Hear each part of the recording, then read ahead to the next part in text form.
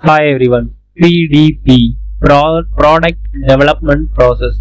The process of getting a new product to market, including planning, concept development, system level design, detailed design, testing, refinement and production ramp up.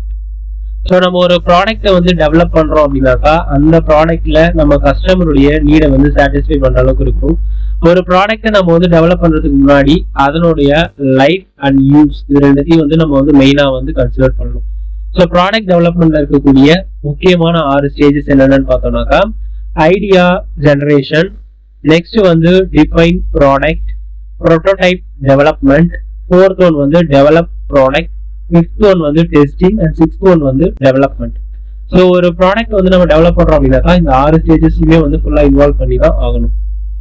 இந்த video யூஸ்ஃபுல்லா இருந்துச்சுனாக்கா like பண்ணுங்க, comment பண்ணுங்க, share பண்ணுங்க, subscribe